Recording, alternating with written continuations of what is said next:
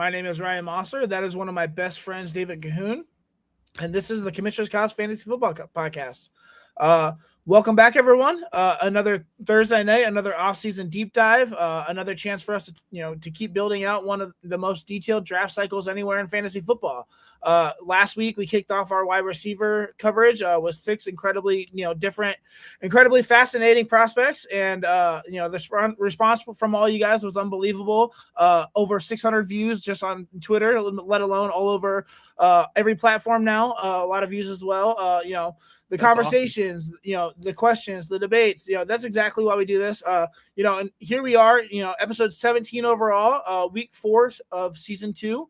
And we're staying right here in the wide receiver room because this class, I think, is too good, too deep, and too layered to rush through. So, if last week was about establishing the foundation, this week is about expanding the picture. We're adding 6 more names to the board, 6 more evaluations built through the same rubric, the same process, the same trait-based system that we've been refining for years.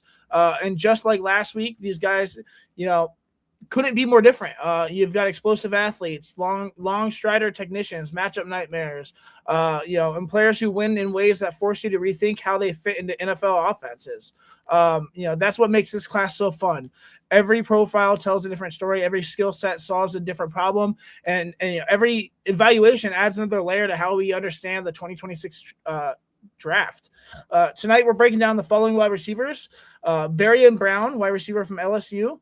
Jacoby Lane from USC, Zachariah Branch from Georgia, Elijah Surratt from Indiana, Chris Bell from Louisville, and Omar Cooper from Indiana.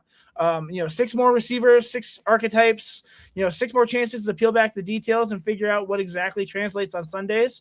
So settle in, grab a drink, get comfortable on the Commissioner's Couch because episode 17 is officially underway and it's time to talk wide receivers again. Let's go. Oh man, dude, I am so excited. I love this draft class of wide receivers. They're so fun to watch. There's so many different flavors, so many different styles. It's a good time, man. Yeah. How you doing? Doing good, man. How are you? I've had a long week. I'm good. I also had a long week, but it is spring break where I work, so I am a little smooth sailing into the weekend, hopefully. Nice. Yeah. Hallie went back to work into the office this week. So I've had 3 days by myself with the 2 toddlers and the newborn. So We're surviving, man. We're making it. It's fun. It's a nice break to talk fantasy football for sure. So yeah, absolutely. Real quick. Yeah. Before we get into anything, I just want to say that we are brought to you by the Inside Edge Network at Inside Edge Net and also Alley Rose Fragrances. Our network sponsor for Inside Edge Network is Alley Rose Fragrances. Discover Alley Rose collection of handcrafted candles and body mist made with clean, minimal ingredients. Every product is thoughtfully created in small batches, free from harmful toxins for mindful everyday indulgence. Head over to AlleyRoseFragrances.com right now to order and use our special promo code Inside Edge 20, capital I, capital E, to receive special discounts. We are also brought to you by Monster Moments Photography. They're a husband and wife wedding photography team based out of Cleveland who specialize in providing the best wedding photos in Northeast Ohio. Check out their website at monstermomentsphotography.com. That's MOSSOR, momentsphotography.com. Also, real quick, David, I just wanted to bring up that, guys, if you want to support the show, the best thing you can do is hit our socials and jump into the community. We're on Twitter. We're now on TikTok and Instagram at The Commish Couch and on Facebook under The Commissioner's Couch Podcast. Every one of those pages has our website linked pinned to it, thecommissionerscouch.podbean.com. And that link takes you straight to our hub where you can find us on Apple Podcasts, on Spotify, YouTube, Amazon Music, iHeartRadio, Player FM, Listen Notes, Podchaser, Boomplay, and the Podbean app. Tap the platforms you use, follow the show, subscribe. Please leave a 5-star rating, drop a review, turn on notifications, and set up episode downloads for auto. Also, please again follow us on all socials at The Commish Couch, and please show us some love. Those little actions add up in a huge way for us, and they help us continue to grow this show. So we would really appreciate it. Yes, that is huge, and I'm so excited that we're on these platforms now. Finally, about time. Let's go. So hard to get there, and it's really exciting. So yeah, please give us a follow. Definitely. All right. So before we jump in, I gotta get your full understanding of everything that happened football wise this past few days, because there was a lot. Let's start with Max Crosby and the Ravens. Happened. Oh my gosh! You want to know what happened? The Ravens are scumbags. That's they what are happened. Though. They're Absolute slimy. Scumbags. Sleazy. They went into this knowing that you know exactly what you get in Max Crosby, especially after his surgery.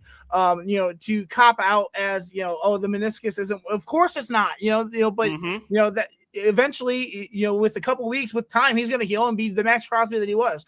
The fact that they obviously saw that Trey Henderson was on the market. They reneged on their trade, and kept their 2 first-round picks and just signed a guy that's not necessarily comparable, but pretty close. So, and that's just so, especially 3 days after the deal is already done, after the Raiders signed Tyler Lindenbaum and all these other free agents.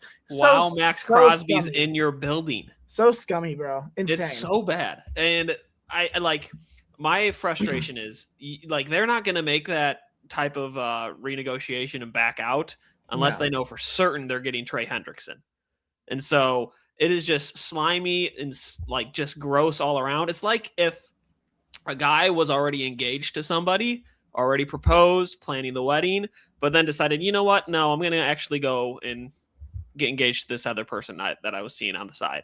Like, it's really disgusting and gross, and I hate all of it. And I hope that the Ravens never make a deal with anybody else in the NFL because of how just gross and disgusting and untrustworthy it really is. So. Yeah, I mean, you can blow smoke up our butts all you want. I mean, the obvious motive was, you saw Henderson out there, or Trey Henderson out there, and you decided, you know what? Why are we giving up our 2 first-round picks when we can get a guy that we just signed to money? There was no intention of teaming those guys up together, which they alleged. There was no way that was going to work with the cap. They are blatantly lying to us, and that's what pisses me off the most. So it is gross, and this isn't the first time that they've done it either. You can go back to Michael Crabtree in 2018.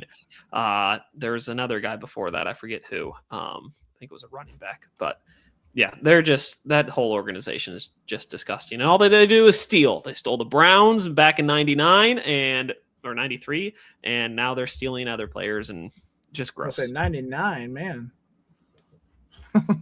Yeah.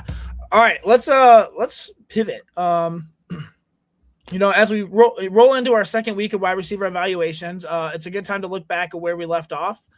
Last Thursday, we opened up this position group with a bang, breaking down, like I said, 6 very different players who helped set the tone for how deep and diverse this class really is.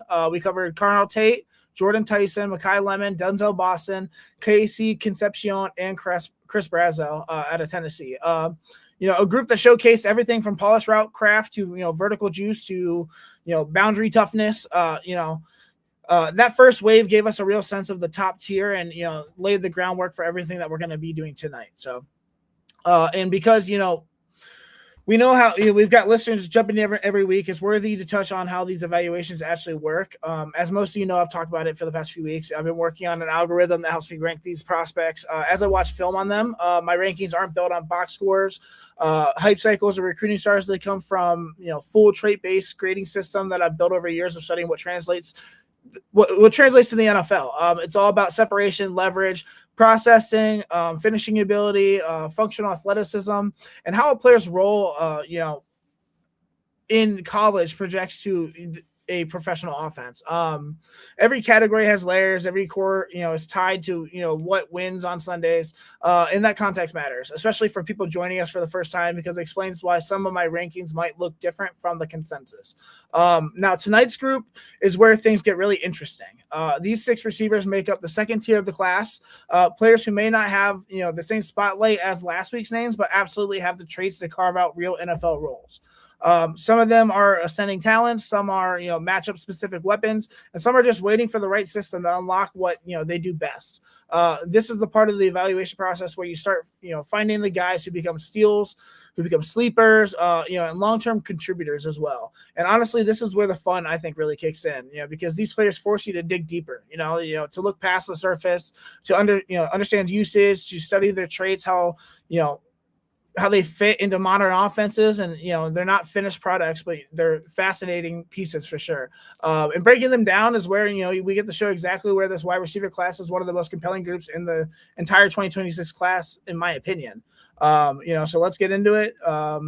Let's do some receivers. What do you say, Dave? Dude, I'm so ready. This group that we've got today is really, really fun, and I think you and I are going to agree on some people and disagree on others, and it's going to be really Just wait. Just wait. All right, shall we get into the first one? Let's do it. Number 1. I love the transitions, David. David's been tinkering with them. So number 1 is Barion Brown, wide receiver out of LSU.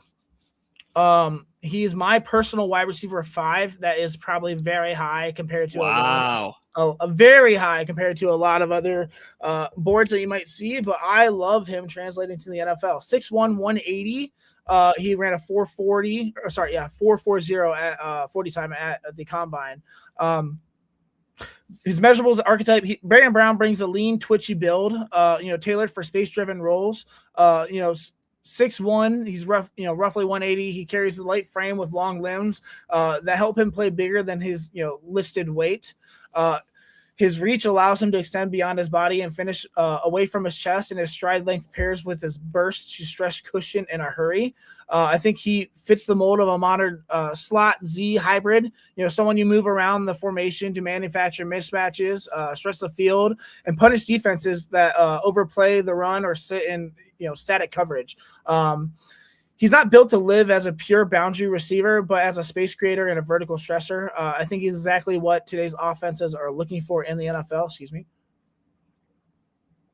Background. Barion Brown first made noise at Kentucky, where his speed showed up immediately on offense and in the return game. I've had him on my C2C college to Canton. Oh my gosh, I can't talk today. Fantasy football league where basically you just draft college guys and all the way through the NFL. It's a big process, but I have loved Barion Brown for years, guys. Even in an offense that wasn't always tailored at Kentucky to his strengths, he consistently flashed the kind of acceleration and open field juice that forces defensive coordinators to adjust to him for sure. His move to LSU dropped him into a more aggressive, explosive passing structure, and you can see his role expand more, more motion, more vertical shots, more opportunities, to attack leverage. Coaches from both stops have praised his competitiveness, his willingness to work, the way he presents, I can't talk. The way his presence alone changes how defensive align. The path from Kentucky to LSU helped him sharpen not just his athletic traits, but his understanding of spacing, timing, and how to weaponize his speed within a system as well. His game is built on urgency and stress. From the snap, he's attacking angles, whether that's pushing vertically, building across the field, or flashing horizontally on motion, jets, stuff like that. Defenders feel his speed immediately. I understand, he ran a 4.40 at the combine. I'm telling you, his on the field speed is much faster than that. And 4.40 is nothing, it's still very fast. It's still very fast. Yeah. 4.40 real fast. Safeties, widen to deepen when he's on the field. Corners bail earlier. Underneath windows open for the rest of the offense, just with his presence on the field. With the ball in the air, he's more controlled than his frame might suggest. He tracks deep throws with poise. He can adjust late and doesn't panic when the ball is arriving over his shoulder. Once the ball is in his hands, he turns into a runner decisive. He's explosive. Like I said, he's decisive. He is capable of flipping field position within a heartbeat. The kind of player who may only touch a ball a handful of times in a game and still, will swing the outcome. I think he wins routes by forcing defenders into bad leverage early. His release work is built on rapid feet, sudden tempo changes, and the ability to threaten both inside and outside without tipping his intentions. He's especially dangerous when he's given motion or free release. Once he's rolling, it's hard for corners to reattach. Through the stem, he understands how to lean, how to attack defender blind spots, and how to sell vertical, before snapping off underneath. He's not a pure technician yet, but the foundation is there. He sinks well enough. He doesn't drift widely out of breaks, and he's learning how to, pair his speed with his timing rather than just running fast, which I think is important. Think of like Andrew Schwartz for the Browns. Just somebody who was that Anthony Schwartz. I even forgot his name. Yeah, somebody who was overdrafted, not very good, and was just Olympic style speed, but couldn't do anything else. This guy is not that. He has a lot of other attributes as well. Against man, his quickness and burst creates separation. Against zone, he's increasingly comfortable finding spots, soft spots, and staying available to the quarterback as well. For a player whose calling card is speed, I think his hands and tracking are quietly encouraging. He prefers to catch away from his body, presenting clean targets and cushioning the ball with soft hands. On deep shot, he does do a good job of locating the ball early and adjusting his stride to meet it without breaking rhythm, which I think is really important. He's not built to dominate in heavy traffic or consistently muscle bigger defenders at the catch point, but he does compensate with timing, body control, and the ability to attack the ball before the defender can. I think that's important. Along the sideline, he shows solid awareness of his feet and boundary. After the catch, he secures the ball quickly and transitions into a runner with minimal wasted motion, which is critical given how often he's operating in space. I think he's one of the true speed threats in this class, guys. We're talking about Barian Brown here from LSU, the wide receiver. His first step is explosive. He's out of the blocks and into the defender's cushion before they're fully settled. Once he opens up, his long speed is rare. He can erase pursuit angles and force safeties to play deeper than they like. His short area quickness shows up in his ability to change the direction without losing much speed, especially on crossers, overs, and in breaking routes where he can bend and accelerate. His movement is smooth and coordinated, allowing him to transition from vertical to horizontal planes without looking disjointed. He's not a power player by all means, but his balance through light contact and his ability to stay upright after glancing blows make him dangerous in the open field. At the combine, Barian Brown showed in Indianapolis that he was built around pure speed, and he only did the two events, the 40-yard dash. Like I said, 4.4 40-yard dash, a time that immediately placed him among the fastest receivers in this class, and confirmed that long speed that forces defenses to play on their heels. He also did a 1.62 10-yard split, which was, I think, just as important, showcasing instant acceleration that lets him win leverage before a defender can get his hands on him. Projection-wise, I think he projects as a field-tilting weapon who can immediately change how defenses structure their coverage. In the right offense, one that leans onto motion, onto stacks, bunches, and vertical spacing concepts. He can step in early as a high-impact wide receiver too, even if he's not, the volume alpha. His speed forces the cushion. His ability to uncover quickly gives the quarterback a built-in outlet, and his threat after the catch adds a layer of stress to every single snap. As his release package continues to expand, and his intermediate route detail lightens up, he has the potential to become more than just a gadget or shot play specialist. He's the kind of player who may never lead the league in targets, but absolutely can be the reason a defense sleeps poorly the night before a game. So. Okay. Wow. So I want to hear your one defense for why he's in your top 5, because I feel like that is absolutely very high and a lot higher than a lot of other people who are even high on Barian Brown would probably rate him. So what makes him in your top 5? I think the combination of speed and his ability in open space make him a great prospect that translates to the NFL. And like I said, he might not be the biggest guy, but his can contest his catch. He's great with leverage. I think all those translate really well for me. It was close. It was pretty close, but he ended up number 5 for me. Wow. Between 5 and 15, they were all pretty close. Oh, I'm sure. Yeah. Because there's a lot of wide receivers who are really close, I'm sure.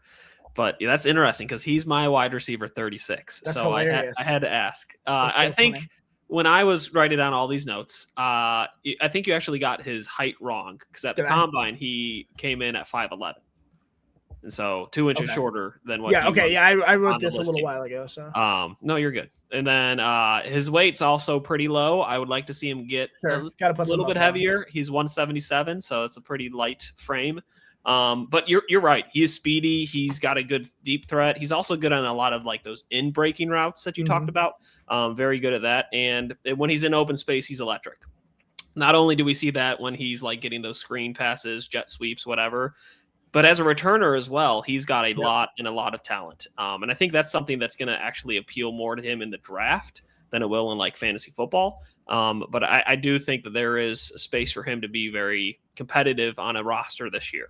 But besides that, that was really about it. I don't think he's going to be a good threat in the contested catch zones. I don't think he's going to be a good red zone target. Like getting him in open space, he'll be good. I mean, it just depends on packages, like I said. Oh, I mean, for sure. And coaching and So I mean, if they have him, short intermediate routes, crossers across the field, jets, stuff like that, he can absolutely, play well in the red zone. But he's more of a vertical guy who's going to sit in windows. So yeah.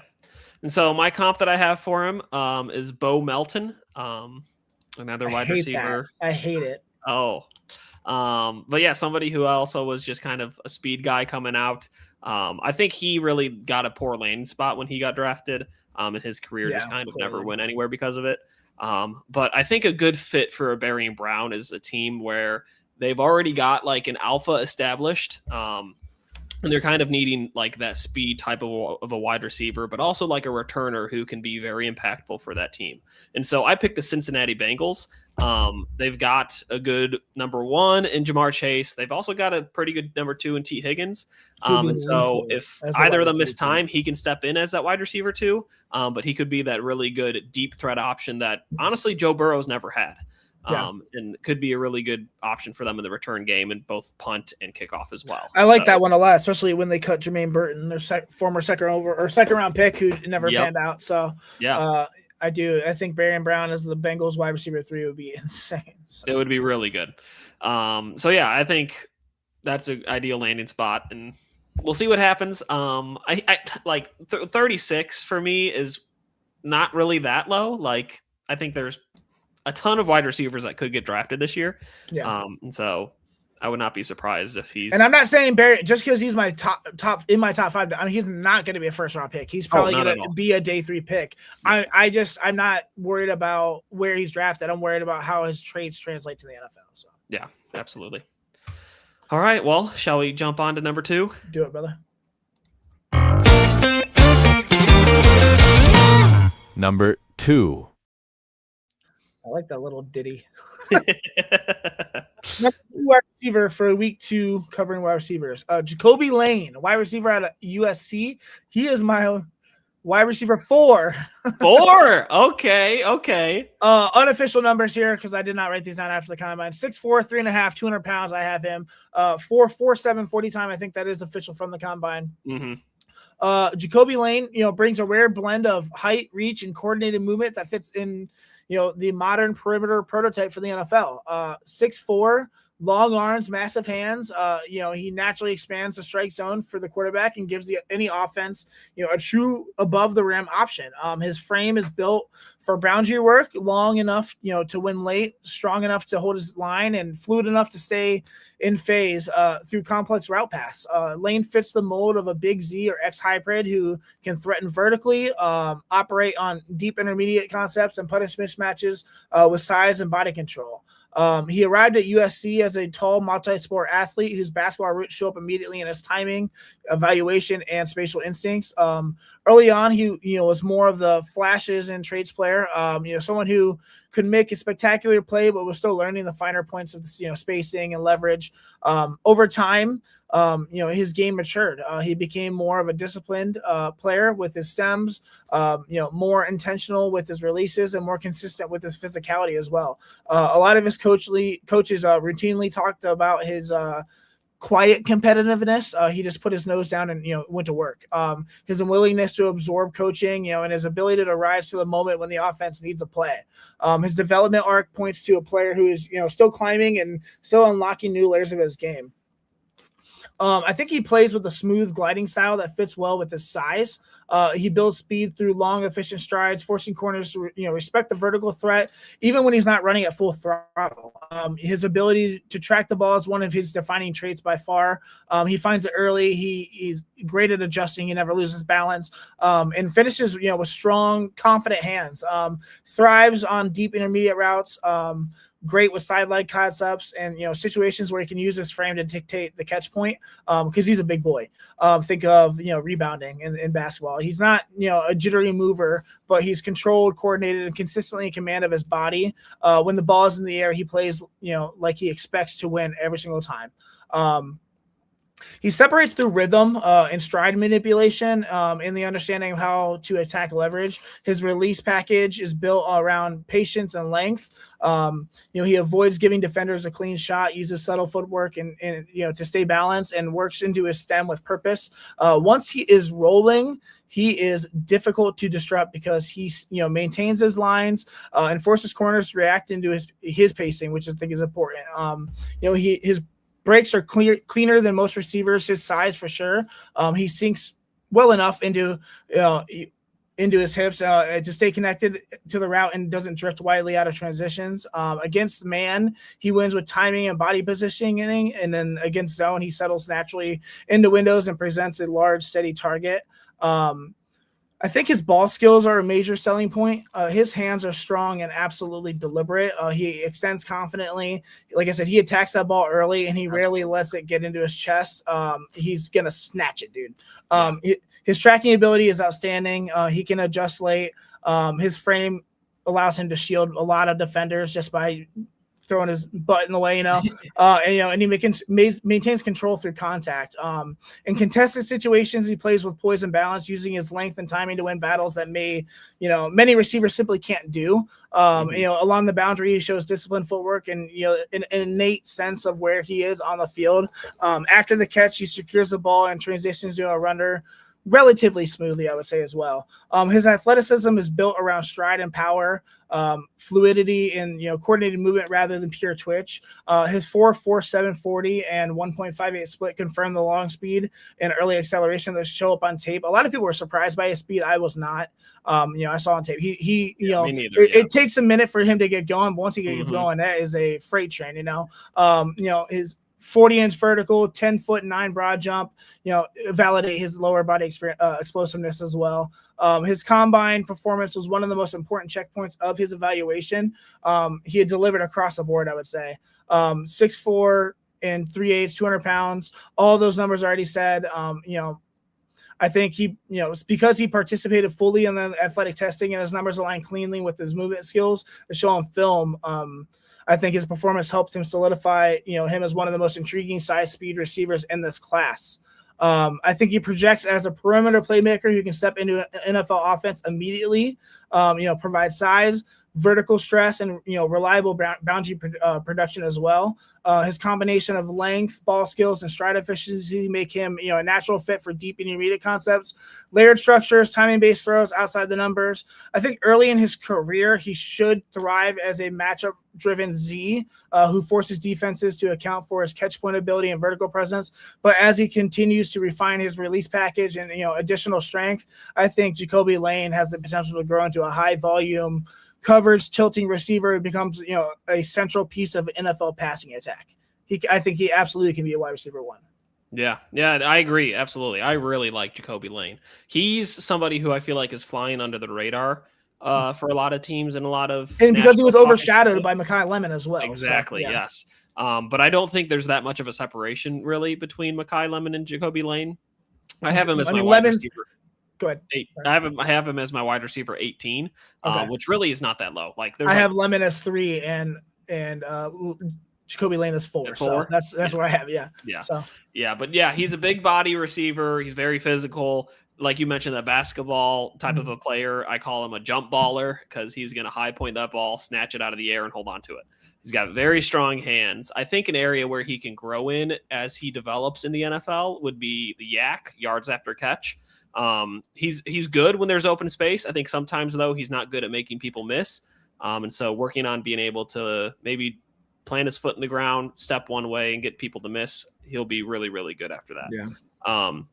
I got my comp for him right now as a Keon Coleman, but I think his upside is a lot better and stronger than a Keon Coleman. I agree. His physicality though is very similar. The way that he high points the football is really similar. The way that he can really be a good jump baller in the red zone is really, really helpful.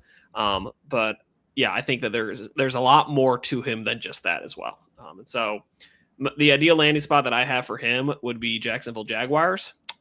We've all heard all offseason that Travis Hunter's going to focus on cornerback. Parker Washington came in last year and did really well. They got in Jacoby Myers. He did really well. But besides that, and they don't know what they're doing with BTJ either. Brian Thomas Jr. There's rumors that he could be traded. They're not really too sure about it. So there's a lot up in the air in that wide receiver room. And I think that Jacoby Lane could come in, be that wide receiver 3, maybe 4, learn for a year, maybe even have like somewhat of a redshirt year in the NFL. But long term, that would be really helpful for him in his growth. Develop his skills, learn behind some people, while still getting an opportunity to catch the ball in a very pass-heavy offense. And I think that he could really, really thrive at a place like that. You're killing me. I would hate that for him. Bring him to the Browns. He'll be the wide receiver 1 and ball out. Honestly, he probably would be because our wide receivers are not good. Over Jerry Jeudy, let's be real. Yeah, you're right. All right, let's move on to the next one, brother. Number 3.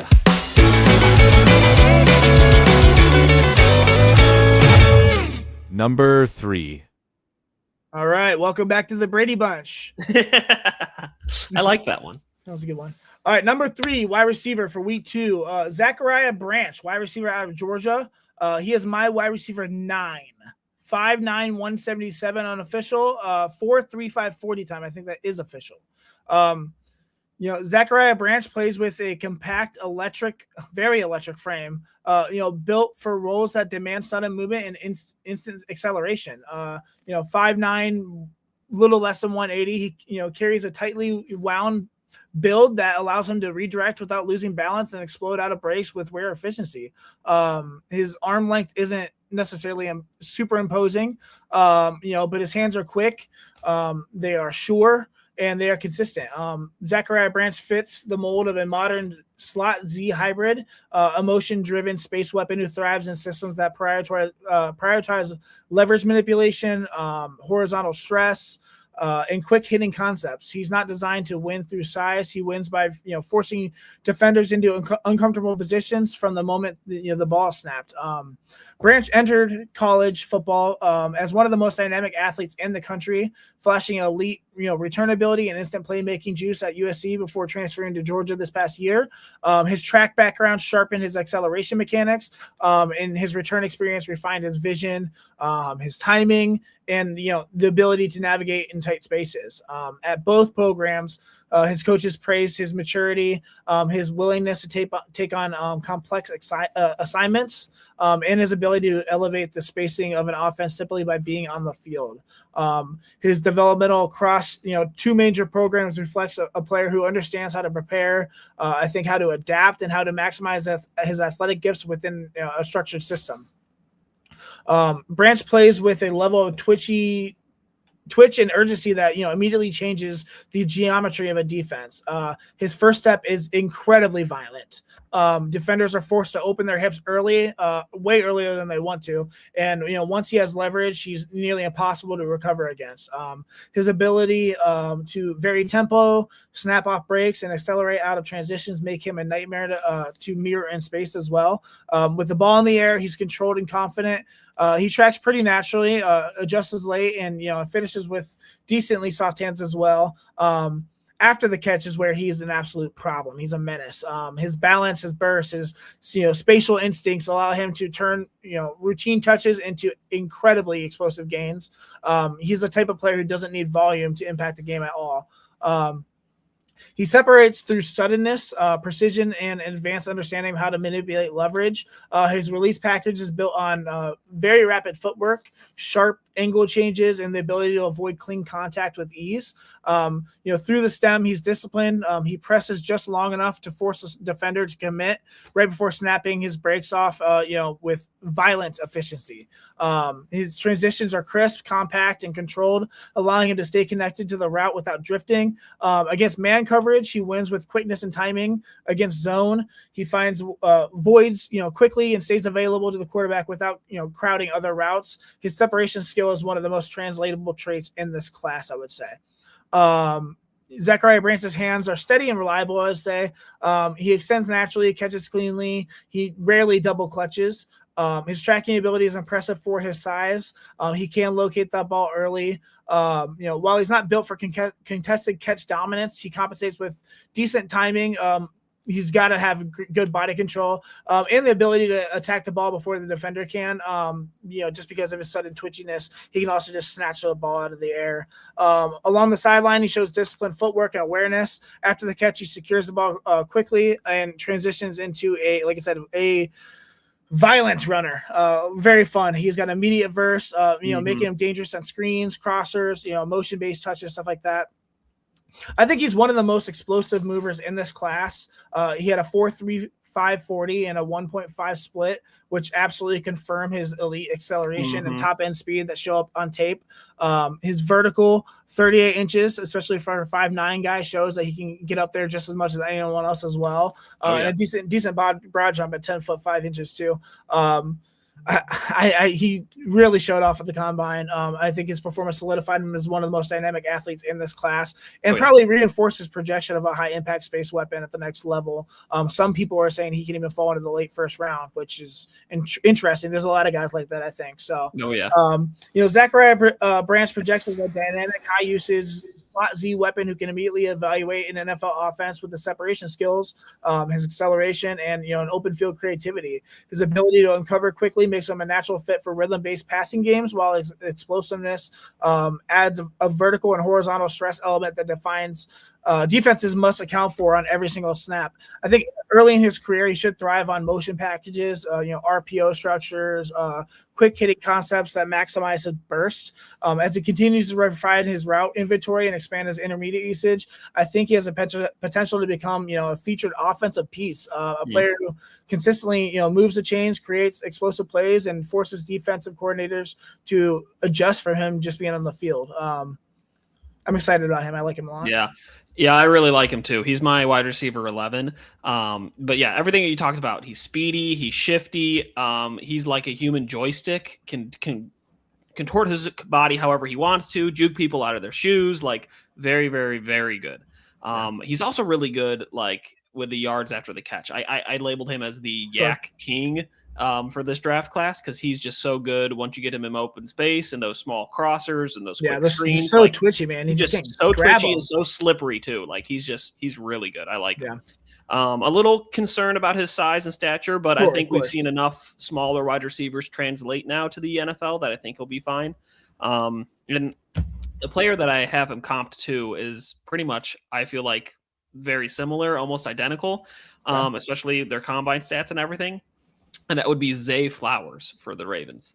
Very twitchy, very speedy, 5'9" as well. I think Zay Flowers was a little heavier than Zachariah Branch was, but still very twitchy, very speedy, can juke people out and break their routes really well and create that separation, and have strong hands. I think Branch's hands are actually better than Zay Flowers. So I think there's a higher ceiling for him for sure.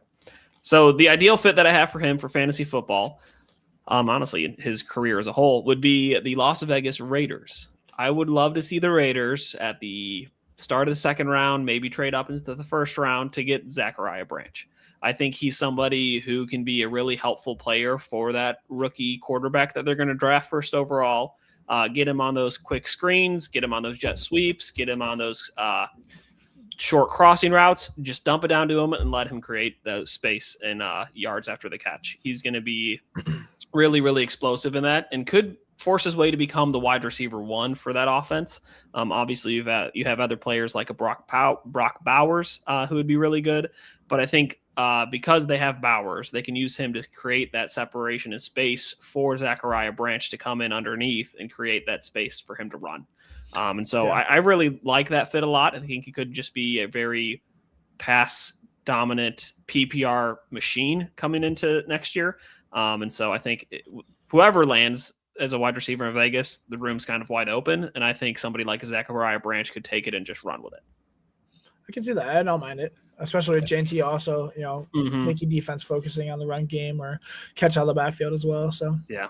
Ideally, I think the Raiders have a great chance here to fix a lot of things, get their quarterback, get a wide receiver, get some offensive line with all the rest of their picks and move forward. Like they can turn this around pretty quickly. Not to mention they have Tyler Linderbaum now, the highest paid center in the NFL by far. So yep. And they're keeping Max Crosby now. So the defense isn't good for them. Awful. Well, it's going to be bad, but it's going to be a little better. So yeah. All right. You ready for number 4?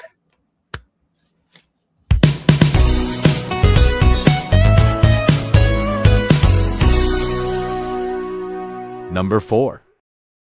Yeah, I feel like that's a classic 80s sitcom one. I kind of like it. It's great. I love it.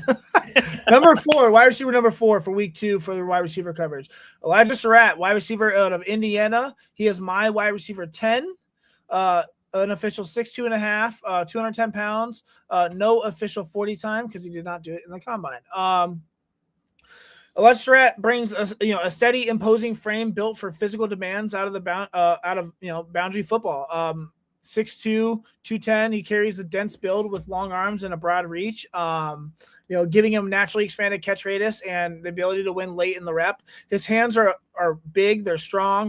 They allow him to pluck the ball confidently and finish through contact. I think he fits the mold of a true outside receiver, an X or a big Z who thrives in isolation routes, intermediate timing concepts, and contested catch situations. His game leans on power, balance, and controlled movement rather than finesse or twitch. His path is one of the more unique journeys in this class. He began his career at St. Francis in Pennsylvania, where he dominated the FCS competition with size, toughness, and consistent, production. Then he transferred to Indiana, where was proving a ground moment, a chance to show he could translate his game into against Big Ten defenders. He didn't just hold his own. He became one of the most reliable perimeter threats in the conference, I would say. Coaches rave about his maturity, his willingness to embrace physical play, and his ability to elevate the receiver room with his work habits. His basketball background also shows up in his timing, his ability to shield defenders. A lot of these outside receivers, most of them have a background in basketball, so they're great at boxing out, shielding defenders. He is comfort in operating in tight spaces as well. His growth across 2 levels of competition reflect a player who's earned every step of his rise. I think he plays with a rugged downhill style that immediately stands out. He's a receiver who welcomes contact, not just at the catch point, but throughout the entirety of his route. He uses his frame to dictate leverage, carve out space, and stay on schedule even when defenders try to disrupt him. His ability to win slants, body defenders on digs, and finish through hits make him a natural fit for boundary work as well. He's not at all the jittery mover like Zachariah Branch or Marion Brown, but he is absolutely controlled. He's balanced, and consistently in command of his frame, which I think is important. Some guys, they have all the height and weight, but they can't control themselves. He has great control. Yeah. When the ball's in the air, he plays with conviction. He's going after that ball. He's going to attack it.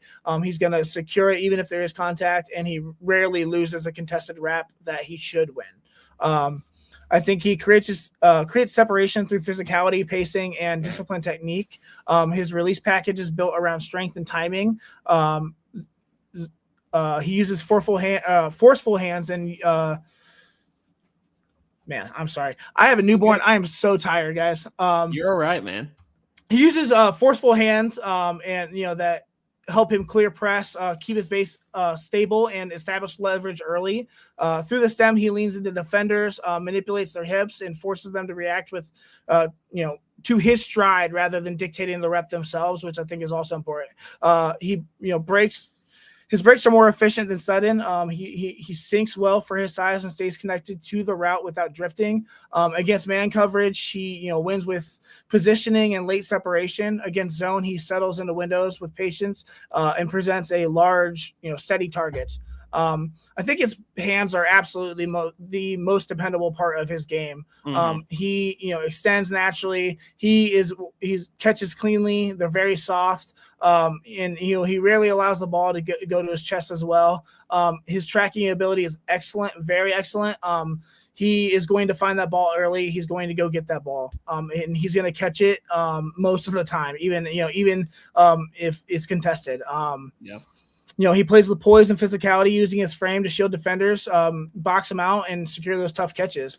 His athleticism is built around, stride power, balance, and functional burst. He's not a pure speed merchant, but he does accelerate well enough to threaten vertically when he wins early in the rep. His short area quickness is better than expected for his size. He can maintain control through tight transitions and doesn't lose his base when redirecting. And his body control is an absolute standout trait, especially in contested situations where he adjusts midair and maintains structure through contact.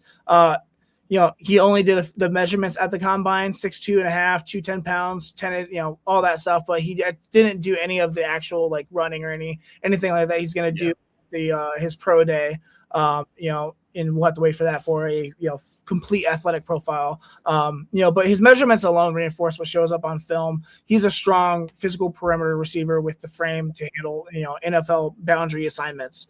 I think he projects as a physical boundary-oriented receiver who can step into the offense in the NFL and immediately contribute as a chain-moving X or a big Z. I think his combination of size, toughness, and catch point of reliability make him a natural fit for timing-based systems, most intermediate concepts, and red zone isolation routes. I think he would be really good in the red zone in the NFL.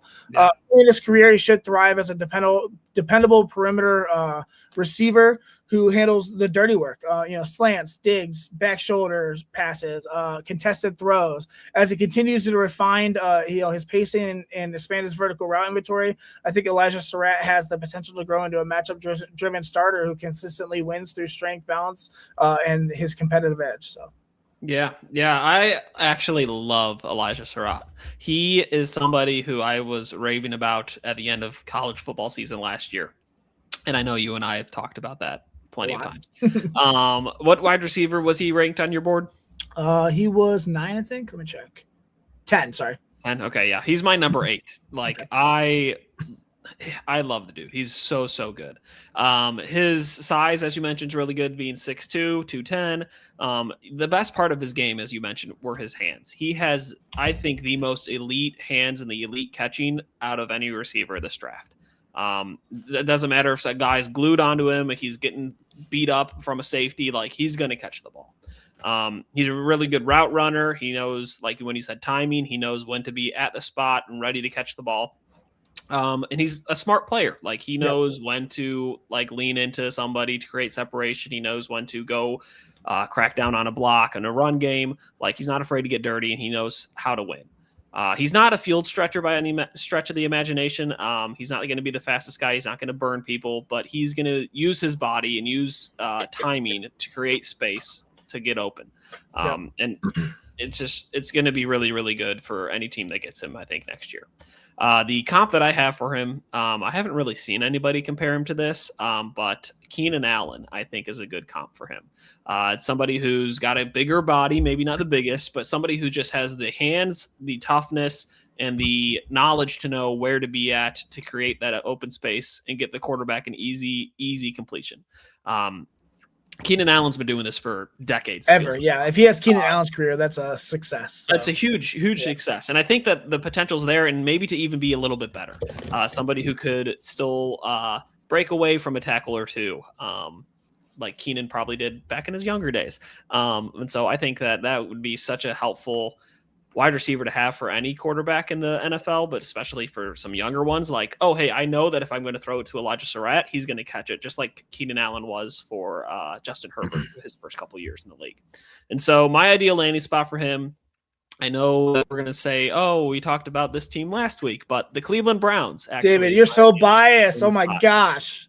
Let me explain myself. So last week, I mentioned somebody else would be a great landing spot for the Cleveland Browns. The Browns, in all honesty, need to take at least 2 wide receivers this draft. They are desperate for playmakers at that position. They literally have nobody. I mean, yes, Jerry Jeudy had one flash in the pan last year where he was kind of good. Congratulations. So happy for all your success. Not last year, 2 years ago. You're right, 2 years ago. Thank you.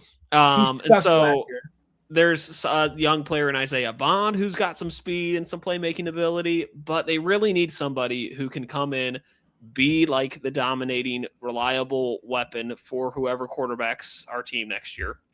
And I think somebody like an Elijah Surratt and Jordan Tyson, who I mentioned last week, could really be a great combo for this offense. Surratt's going to give you the reliable catching ability. Jordan Tyson's going to give you that big playmaking ability. And then you have those other players around him. And so I think that combo could be really, really good for the Browns. And both of those guys could eat. So I think fantasy-wise, they'd be fine. But, yeah, the Browns really need to address this position badly this year in the draft. You're not wrong. It's embarrassing, honestly. Yeah, I've been a Browns fan my whole life. It's always embarrassing. Mm-hmm. All right, let's go on to number 5. Number 5.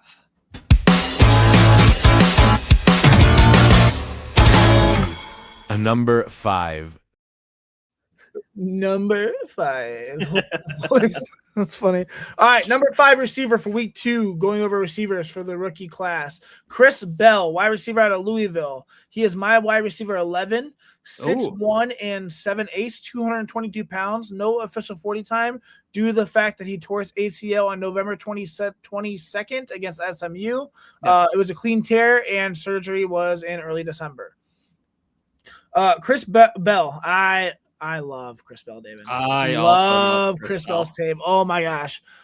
He brings a dense, powerful frame that immediately stands out among this receiver class. Like I said, 6'2", 222 unofficially. He carries the kind of build that defensive backs feel the moment he initiates contact. His wingspan and hands size give him a naturally expanded strike zone, and his frame allows him to shield defenders with ease.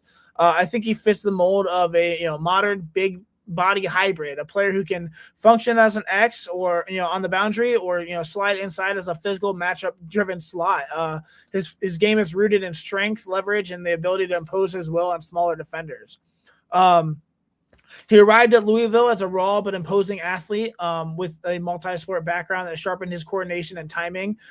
Early in his career, he was more of a traits-based projection, a big physical target who needed refinement and conditioning, pacing, and route detail. But over time, he transformed into one of Louisville's most reliable weapons, embracing a hybrid role that allowed him to attack mismatches inside. Yeah, inside and outside. Coaches consistently talked about his toughness, his leadership presence, and the willingness to handle the gritty assignments that many receivers avoid.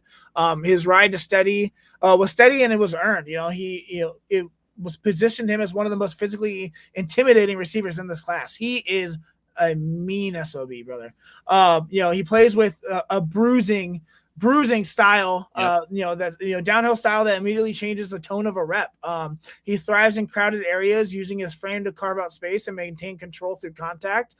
His ability to win slants, body defenders on any intermediate route, and finish through hits makes him a natural fit for possession-based roles. He's not a finesse mover. He's a bully who understands how to weaponize his size. When the ball's in the air, he plays with conviction. He attacks the catch point and secures the ball. He's got strong hands. After the catch, I think he runs like a tight end. He's decisive, he's physical, and he's difficult to bring down, which is a great thing that translates to the NFL. Absolutely. I think he creates separation through physicality, pacing, and disciplined technique rather than twitch or suddenness. His release package is built around power. He uses his hands to clear press, maintains a sturdy base, and establishes leverage early. Through his stem, he leans into defenders, manipulates their balance, and forces them to react to his stride. His breaks are efficient for his size as well. He can sink well, stay connected to his route, and doesn't drift unnecessarily as well. Against man coverage, he wins with strength and late separation, and against zone, he finds soft spots and presents a absolutely massive bruising target. His hands are one of the strongest components of this game. We talked about Elijah Surratt's hands being probably the best in this draft class. His are up there as well. Oh, yeah. He extends confidently. He has clean catches. His tracking ability is impressive. He can also locate that ball early. In contested situation, he plays with poise and physicality, using his frame to not just shield defenders. He just maybe sometimes he might even be called because he's so physical as he goes up for that ball. But he is going to get that ball. And like I said, he transitions quickly into a runner, and he protects the ball and stays upright through contact. His combine, he did not obviously do anything other than just get all of his measurements because of the ACL tear. But no 40-yard dash, no jumps, no Jody Jones, nothing like that. But so we have to rely on his tape, and his tape is fun to watch. Like I said, he did tear his ACL during the SMU game. Had surgery in December. Before the injury, though, he was trending towards a first-round consideration thanks to his production, his physical profile, and his versatility. The injury, introduced uncertainty into his draft range, obviously, but teams remain intrigued by his upside, especially, given a clean, nature of the tear and, his strong pre-injury resume as well. So as long as everything heals up fine, he should not have a problem, going into probably late next year or into 2027. I think he projects as a physical matchup-driven receiver who can step into an NFL offense, and when he's healthy, immediately contribute as a chain-moving X or a big slot. His combination of size, toughness, and catch-point reliability makes him a natural fit for all timing-based systems. Great in the red zone concepts, and most intermediate possession routes as well. Early in the year, he should thrive in roles that require strength, leverage, and the ability to win through contact. As he continues to refine his pacing and expand his vertical route inventory, and he returns to full health, which hopefully he does, he has the potential to grow into a dependable starter who brings physicality, to the passing game. So. Yeah, I agree with everything you've said. I think if it wasn't for the injury, there's a strong consideration if he finished his season well to be the wide receiver 1 in this draft. I don't know about 1, but he'd probably be top 5 for sure. His tape was so good. It was fun to watch. Yeah, you mentioned it. Tall, fast, shifty. He's really good after the catch. And I think the big thing is, like, he's just a boomer bust type of a prospect. He's either going to be an elite wide receiver, or he's just not going to be somebody who transitions well to the NFL. I believe. I believe in him. But yeah, I think a good comp for him would be a Chris Godwin. You talk about a big wide receiver who is really fast, good after the catch, very strong and steady hands, somebody who can be relied upon. I think there's a lot of similarities there. They run really well. They've both had knee injuries. Like, there's just a lot of similarities. And so I like the way that he plays the game. I like the way he catches the ball. I think a team for him for the best landing spot would be a team where he can have some time to transition back from the surgery and the injury and not necessarily need to step in right away in week 1 to be like a immediate impact player. So somewhere where he's not going to necessarily need to be the alpha right away. And that team would be the Seattle Seahawks, I think. I like that one. Yeah, if they can get him in the second round, that would be really, really nice for them. The Seahawks, they obviously have Jackson Smith-Njigba. And so if they can somehow sneak Chris Bell onto their team in the draft, let him sit. Honestly, give him like the first 5 weeks, maybe even not play, and just heal up. Like, they'll do their thing, and he could be a huge, impactful player for them come late in the season when they're trying to make that playoff push again with Sam Darnold. I think that he could be really, really well in that system, be a really, really good wide receiver too, and be somebody that Sam Darnold throws a lot of touchdowns to. Now, do you think he would be wide receiver 2 over what is it? Is it Rashid Shaheed, am I thinking of, who just resigned, and then Torrey Horton as well? Yes, I do think he would eventually become the wide receiver 2. But it would be a nice rounding out of that wide receiver room for that team. There you go. All right. Yeah, I don't mind it. All right. I really like Chris Bell. It's unfortunate he tore his ACL so late, or in general, but nonetheless, his tape was a lot of fun to watch. You guys should go watch it. So. The potential is definitely there. So, all right. Let's go last receiver. Number 6.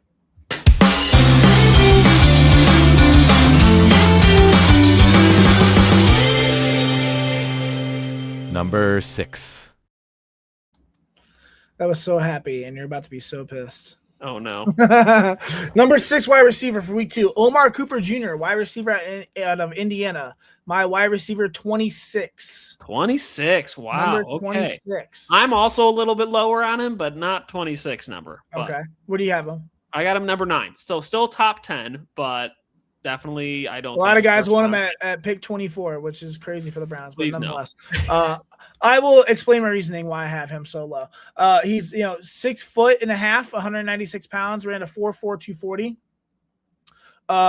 Omar Cooper Jr. brings a compact, balanced frame built for roles that emphasize timing, precision, and short area separation. At over 6 foot, 196, he carries a sturdy build with enough length and function on the perimeter, but not enough to consistently dominate outside matchups.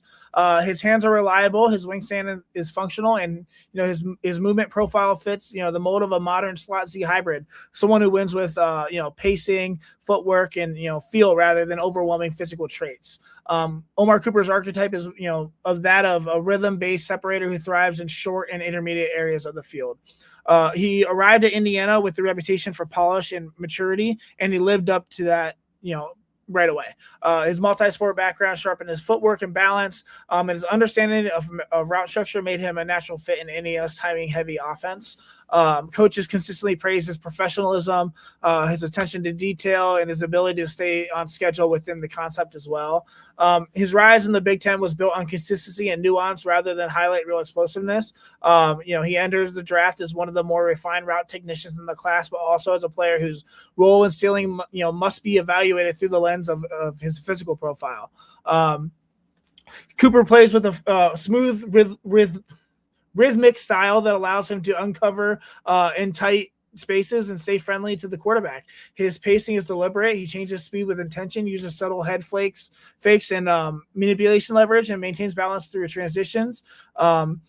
He's at his best, working in the middle of the field where his spatial awareness and timing allow him to consistently present clean windows. After the catch, he's decisive and he's tough, using compact frame to slip through contact and generate extra yards. He's not a vertical field tilter, but he's a reliable chain mover who understands how to operate within structure. His separation skill comes from technique rather than raw athleticism, I think. His release package is built on, quick, efficient footwork that helps him avoid clean jams, but he can struggle against corners who want to disrupt him with power. Through the stem, he's disciplined. He possesses, presses just long enough for to force a defender to commit before snapping off his brakes with balance and control.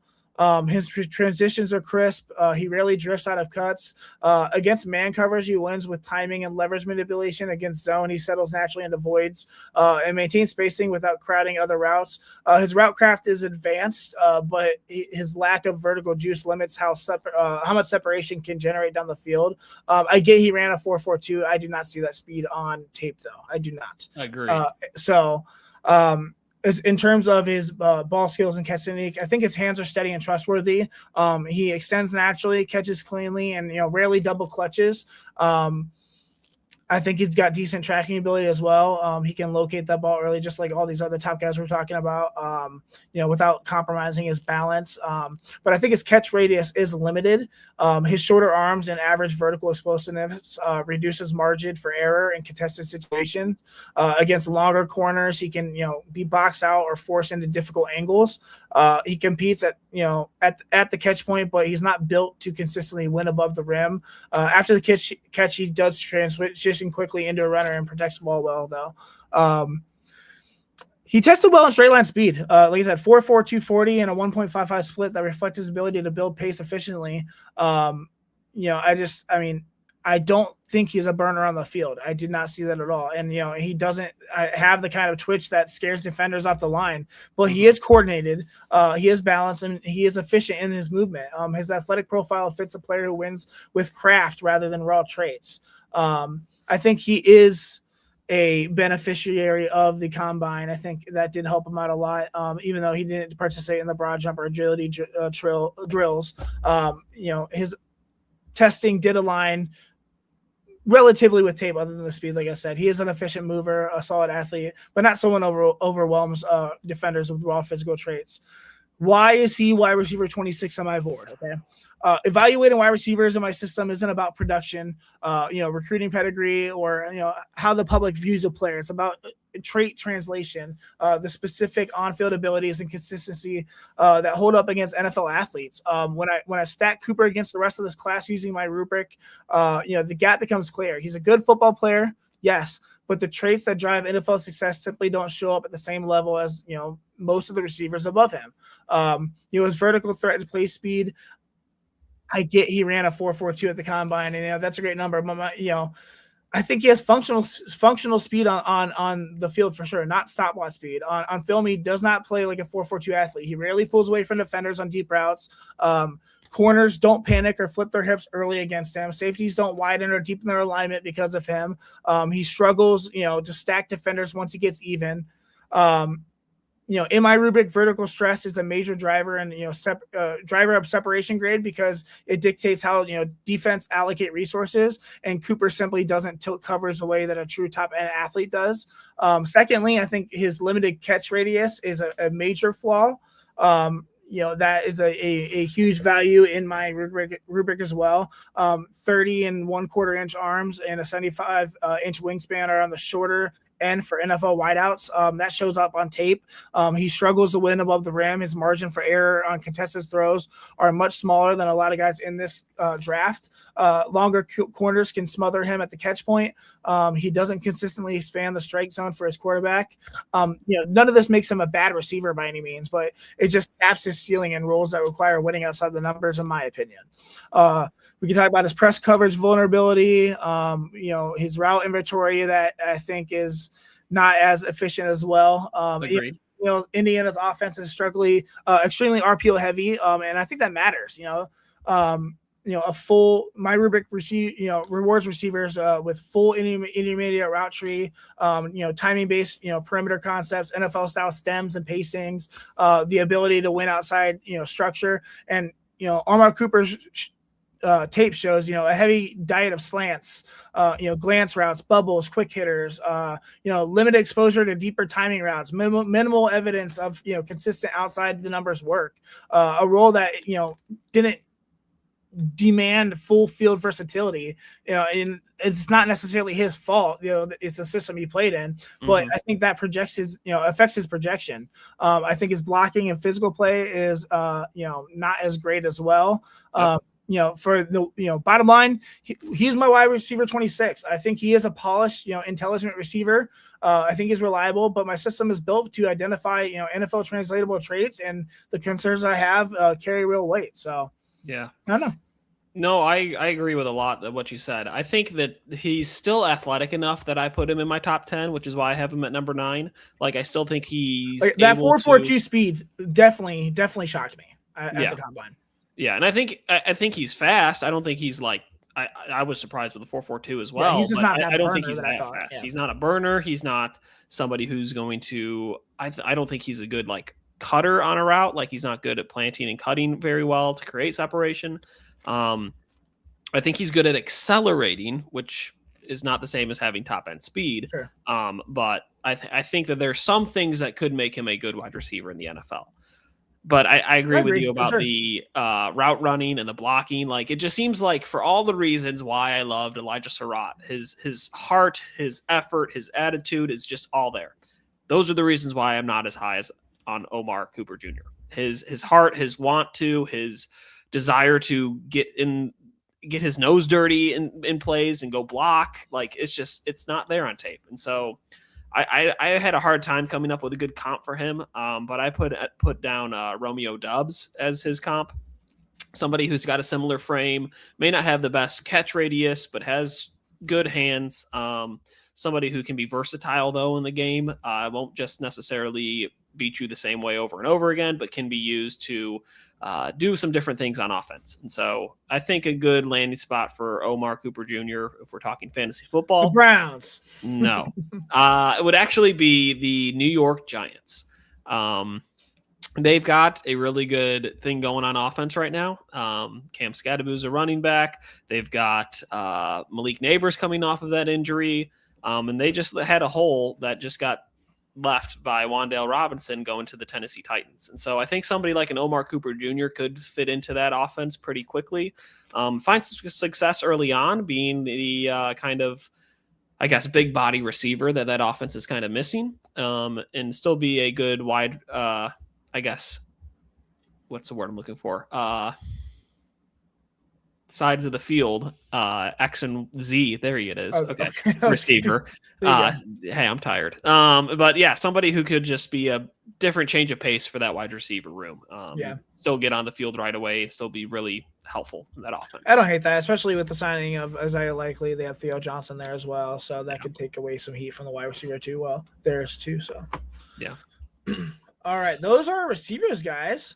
Yeah, round 2 of receivers. Wow. Yeah. Real quick, I want to stress again that we are brought to you by the Inside Edge Network at Inside Edge Net, and also Alley Rose Fragrances. Our new network sponsor for the Inside Edge Network is Alley Rose Fragrances. Discover Alley Rose collection of handcrafted candles and body mists made with clean, minimal ingredients.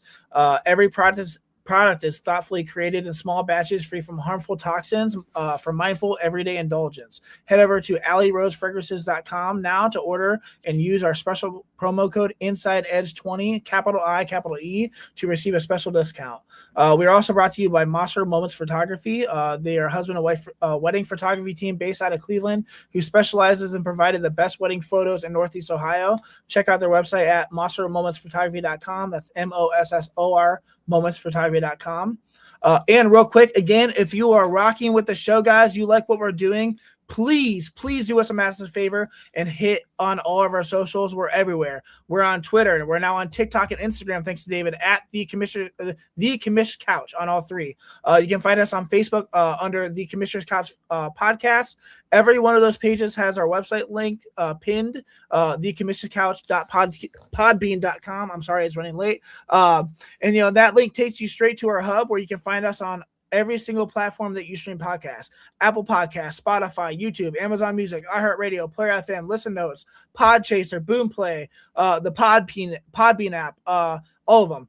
Click the platform that you use, please. Follow the show, subscribe, drop a 5-star rating, leave a review, turn on notifications, and set up, episodes to auto download. I know that's a lot, but even if you do some of those, that would help us so much. And please, again, follow us on all socials at the Commish Couch, and please definitely show us some love. I said, even if you do a couple of those things, it would help us so much. And if you play fantasy football, or if you just love the game, you're going to want to stay plugged in. Let me and David be your competitive edge all season. So just make sure you are tapped in, guys. Yeah, we're going to help you win. So follow along. We are. All right, guys. And that wraps up week 2 of our wide receiver evaluations. Season 2, week 4, episode 17 total. We are counting them up and keep climbing. This is a stretch where, of the board where things start to get really interesting. The part of the class where you find the role players who become, glue pieces, the matchup guys who carve out real careers, and the sleepers who end up outplaying the draft slot. These aren't the household names yet, but they're players who, fill out a room and give an offense its identity. We covered 6 very different profiles this week. Like I said, speed targets, big body chain movers, hybrid separators, and a couple guys who can tilt a game in their own unique way, I would say. And that's what makes this position so much fun to evaluate. There's no single blueprint at all. Every receiver wins differently, and every offense asks for something specific. My job is to figure out which traits actually carry over on Sundays, and this group gave us plenty to talk about this week. But we are not done, not even close. Next week we keep the momentum rolling with another 6 wideouts. We are going to do another week of wide receivers because, like I said, this class is fun. And this batch brings a completely different flavor. We're going to be diving into Malachi Fields from Notre Dame, a physical mover with size and a competitive edge. Jeremy Bernard from Alabama. He's a versatile athlete who can line up everywhere. Antonio Williams from Clemson, one of the cleanest separators in the ACC last year. Dion Burch from Oklahoma, a burst-driven playmaker with real vertical juice and a combine standout. Brennan Thompson from Mississippi State, track-level speed athlete with space game upside. And then Bryce Lance out of North Dakota State, a developmental outside receiver with very intriguing tools. 6 more players, 6 more completely different skill sets, 6 more chances to separate, traits that look good in college from traits that matter in the league, and 6 more chances for you to, gain an edge on your competitors in, your fantasy football leagues. So stick with us, because we, the deeper we go into this class, the clearer the picture becomes. And by the time we finish wide receivers, you're going to know exactly who fits where, who translates, and, who's just noise. Season 2 is settling in, it's stride. You can feel the rhythm of, this thing getting tighter every single week. I think our conversations are getting sharper, David. Our evaluations are getting, are definitely cleaner, and the board is, starting to take real shape. There's a momentum to stress of this season. There is momentum to stretch out the rest of the season. Let's just end this. Oh my God, I'm so tired. We're not just rolling the couch. I wrote this whole thing out, guys. The couch isn't just rolling. We're going into exactly what it's supposed to be, and we're only getting started. Huge thank you to my co-host David Cahoon. Follow him at David Cahoon 24. My name is Ryan Mosser. Follow me on Twitter at DynastyCLE. Thank you, guys. Yeah, we'll see you next week. I'm not sure if we'll be live. David might have a work event, so we might have to just do a pre-recorded episode and post it. But regardless, guys, we will make sure that next week we will have another 6 wide receivers up for you. Please go check us out on all socials. We've covered 2 weeks worth of quarterbacks, 12 total quarterbacks, 12 now receivers as well, and we're going to keep rolling. So thank you so much for tuning in. We really appreciate you. Thanks, everyone. We'll see you next week. We will see you next week.